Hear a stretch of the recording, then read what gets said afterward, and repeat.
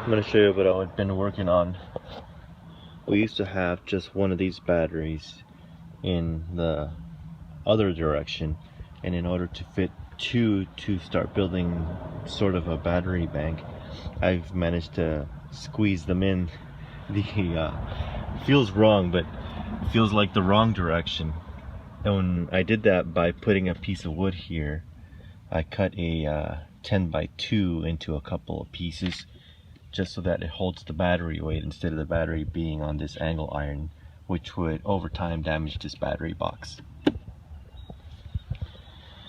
So the reason I've done this is I have a Super Start Marine.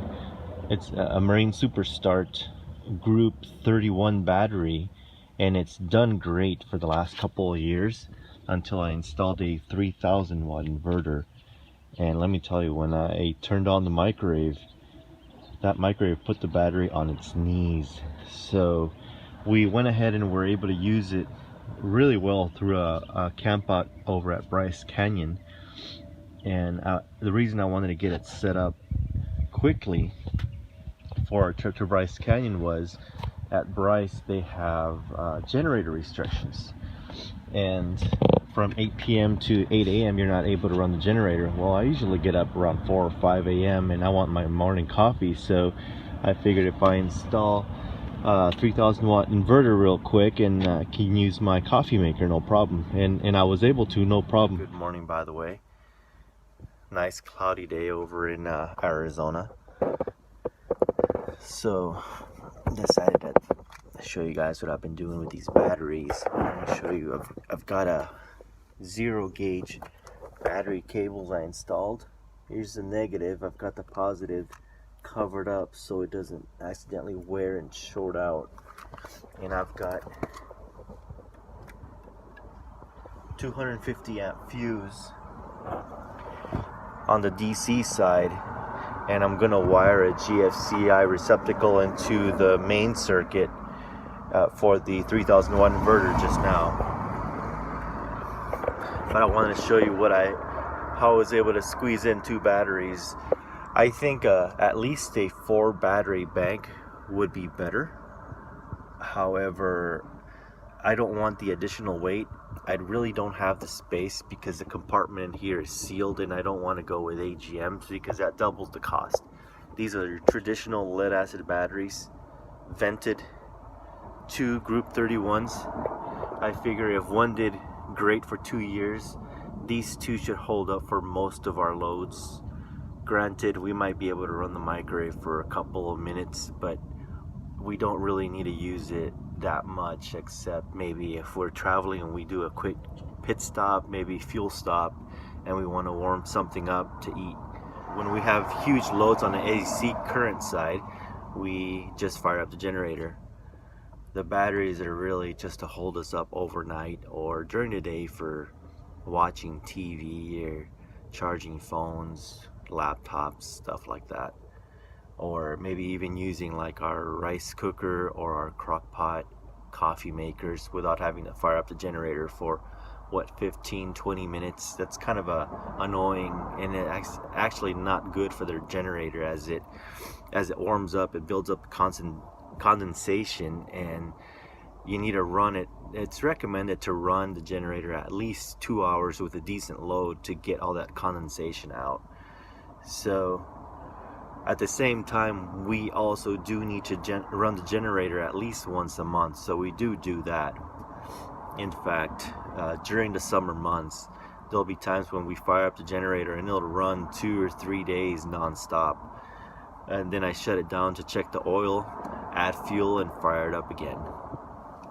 But we do fire it up at least every 4 to 6 weeks, run the AC, run the fridge, if we're not traveling in the RV. But we tend to travel once or twice a month, depending on life and things and the weather and plans, life in general. This RV came with a 150 watt solar panel installed.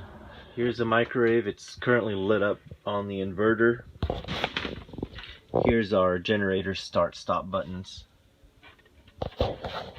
And our fuse and breaker panel. DC fuses for the 12 volt side, and these are the 120 volt breakers. Behind this panel I've installed a mini transfer switch 20 amp circuit. Normally when it's closed, it's running off or providing power through the inverter, and when we have shore power, it'll provide power through this 15 amp breaker to the microwave circuit.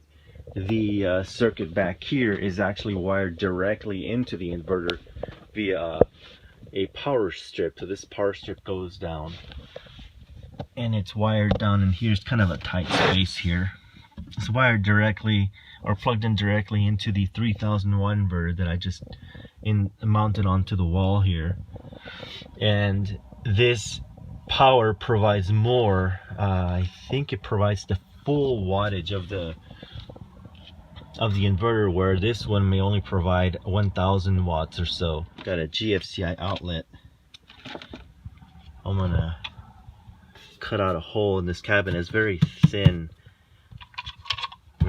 wood, so I'm gonna cut a hole, stick this box in there, and the receptacle will go inside the box. It's important to note the way I'm gonna hook up this GFCI receptacle is this is where the line connects to, as indicated here by line. So that means power from here is going to connect directly into here, and the one providing the load to the rest of the circuit, which in this case is the microwave circuit, hooks up to here. That way the entire circuit is protected by this GFCI receptacle. This receptacle is rated at 20 amps and it's providing a load to a 15 amp circuit, so this should be just fine. Let me show you what I've been doing. Might seem a little brutal, but I used this little box cutter knife. I just put on a brand new blade. Since the wood is so thin, I mean essentially it's this. This is the thickness. It's not very much. I was able to just cut, and I used a pencil here to mark my my corners. You can see I hacked it up just a little bit, but I think the outlet receptacle will cover it, so it won't look bad. Something like that. So this box, let me see if I can pull it out, has these tabs that when I tighten these screws up, they'll lift up and pull in, and that'll keep the box from falling out. I may, once I install this, I'm going to test it to see how much pressure I can put on this outlet without breaking the wood. I may have to reinforce the back of it. I've got my circuit cut. This is line and this is load. This goes to the microwave circuit. This comes directly from the inverter through here. Installation complete. I just need to give it a quick test. Got the inverter powered on. I heard the microwave power up, and I see this little LED light comes on. Everything looks good. This is the downstream load on it. So now I just gotta get my stuff cleaned up. I'm gonna use my shop vac hooked up to that outlet right off the inverter that I just added to clean up my mess here. Let's see if I can get you a good angle. Figured I'll have you guys check out the voltages. There's a DC and the AC voltages. It'll get a little noisy as I fire up the shop vac.